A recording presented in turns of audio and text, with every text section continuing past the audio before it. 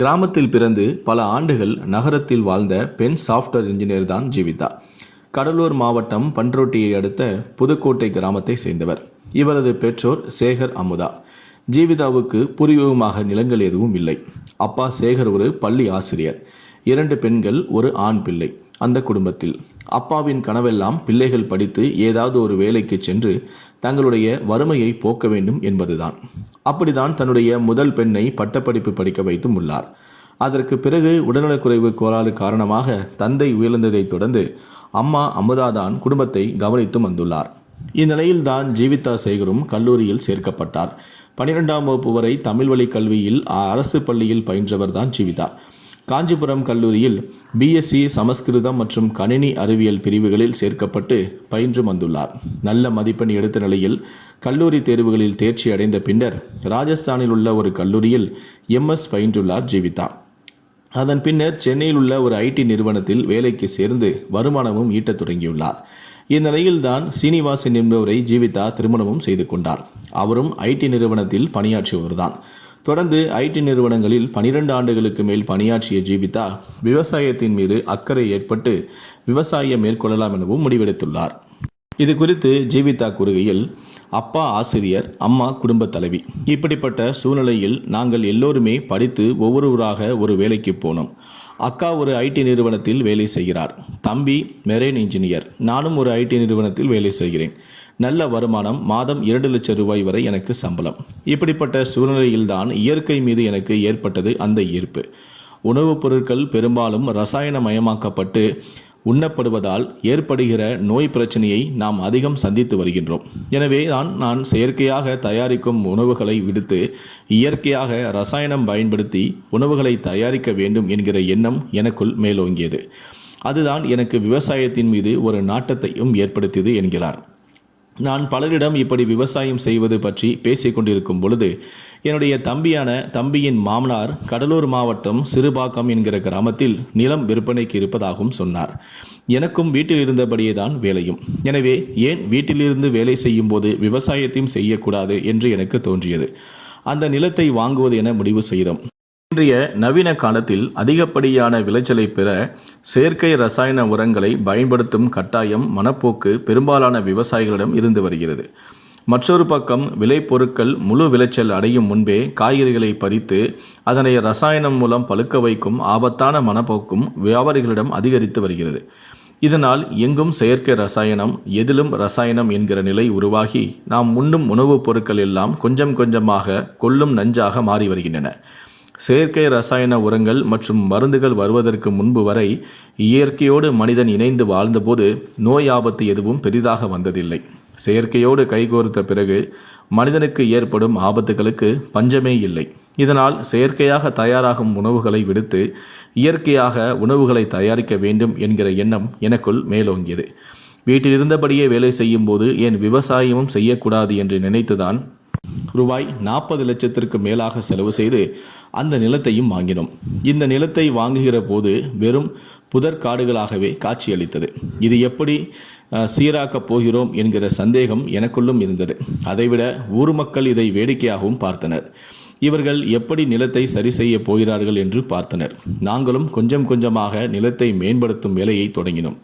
அப்போதுதான் அந்த நிலத்தில் ஒரு கிணறு இருப்பது எங்களுக்கு தெரிந்தது. சுமார் 60 அடி ஆழம் கொண்ட அந்த கிணற்றை நாங்கள் தூர்வாரினோம். சுமார் 10 லட்சத்திற்கு மேல் செலவு செய்து அந்த நிலத்தை சீர்படுத்தினோம். கிணற்றின் சுற்றுச்சுவரை புதிதாக கட்டி எழுப்பினோம். இப்போது தரை வட்டத்திலிருந்து அந்த கிணற்றில் தண்ணீர் தேங்கி இருப்பதை கண்கொள்ளா காட்சியாக இருக்கிறது. முதலில் சொட்டு நீர் பாசத்தின் மூலமாக தான் தண்ணீர் பயன்படுத்தினோம். அதன் பிறகு இப்போது பாரம்பரிய நெல் விதைகளை உருவாக்கும் முழு முயற்சியில் ஈடுபட்டும் இருக்கிறோம் என உற்சாகமாக கூறுகிறார் ஜீவிதா. இப்போது நாங்கள் குழியடிச்சான், மிளகு சம்பா, நுறுக்கன், சின்னார், அணைக்கொம்பன், சிகப்பு கவுனி, 60ஆம் குருவை என பாரம்பரிய நெல் விதைகளை விதைத்து விதை நெல் உற்பத்தியில் ஈடுபட்டும் இருக்கின்றோம்.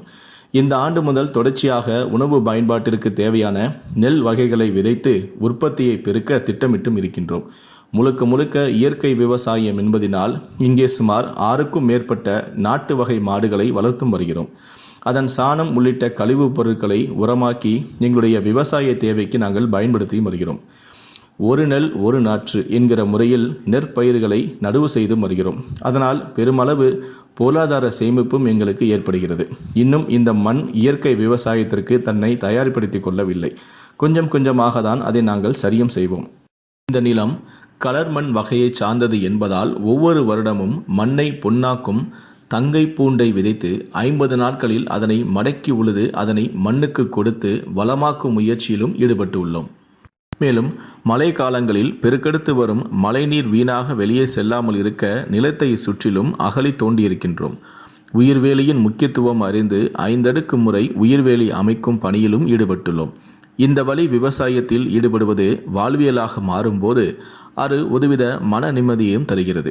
இந்த முறையில்தான் இயற்கை விவசாயத்தில் ஈடுபடுவதை கேள்விப்பட்டு பக்கத்து கிராமம் மற்றும் உள்ளூர் கிராமத்தை சேர்ந்த இயற்கை விவசாயிகள் ஒன்று சேர்ந்தும் உள்ளனர். நாங்கள் அனைவருமே ஒன்றாக சேர்ந்து ஒவ்வொருவர் நிலத்திலும் வேலை செய்வோம். இதனால் வேலைப்பளுவும் சற்று குறைகிறது.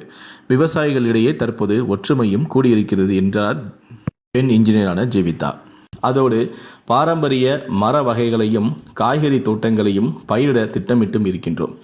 ஒரு வகையில் இங்கே வேலை செய்வது ஒரு மன நிம்மதியை எங்களுக்கு வழங்குகிறது. நான் மட்டுமல்ல, மேலும் ஓரிரு கிராமத்தில் உள்ள நபர்களும் என்னோடு இங்கே பணியாற்றியும் வருகிறார்கள். அவர்களுக்கு ஒரு கௌரவமாக நான் சம்பளத்தையும் நான் வழங்கி வருகின்றேன். பெரும்பாலும் விவசாயம் செய்ய வேலையாட்கள் அதிகமாக வருவதில்லை. வெவ்வேறு காரணங்கள் அதற்கு சொல்லலாம். ஆனால் இயந்திரங்களை நாட வேண்டிய அவசியம் இருக்கிறது எனக்கு. மனித சக்தியை பயன்படுத்தி தான் விவசாயத்தை செய்ய வேண்டும் என்ற ஆர்வம் இருந்தாலும் கூட அதற்கு ஆட்கள் கிடைக்காத ஒரு கவலை எனக்குள் இருந்து கொண்டே இருக்கிறது. வேறு வழி இல்லாமல் தான் சில நேரங்களில் இயந்திரங்களை பயன்படுத்தி விவசாயத்தை செய்து வருகிறோம். இன்னும் ஓரிரு ஆண்டுகளில் பாரம்பரிய இயற்கை உணவுப் பொருட்களை விற்பனை செய்யும் ஒரு அங்காடியை இந்த பகுதியிலேயே அல்லது சென்னை போன்ற பெருநகரங்களிலேயோ துவங்கவிருக்கின்றோம். அது நம்முடைய உடலை பாதுகாக்கவும் நோய் எதிர்ப்பு சக்தியை உருவாக்கவும் பயன்படும். நல்ல பொருட்களை எவ்வளவு விலை கொடுத்தாலும் வாங்குவதற்கு மக்கள் தயாராக இருக்கின்ற இந்த நேரத்தில் இயற்கை உணவுகளை விற்பனை செய்வது மக்களை வாங்க வைப்பது நன்றாக இருக்கும் என்று கருதுகிறேன் எனவும் ஜீவிதா கூறுகிறார். காலம் காலமாக விவசாயம் செய்து வரும் விவசாயிகளை விவசாயத்தில் ஒன்றுமில்லை என்று நிலங்களை விற்றுவிட்டு நகர்ப்புறங்களில் வேலை தேடி செல்கிற இந்த நிலையில் நகர்ப்புறத்தில் கை நிறைய சம்பாதிக்கும் இந்த பெண் கிராமப்புறத்தை நோக்கி விவசாயம் செய்ய வந்திருப்பது வரவேற்கத்தக்கது ஒன்றாகவே நாம் அனைவரும் பார்க்க வேண்டும். ஒரு பக்கம் கணினி, மற்றொரு பக்கம் கலப்பை என 2 குதிரைகளின் மீது சவாரி செய்வது போல செய்து வருகிறார் மென் பொறியாளரான ஜீவிதா.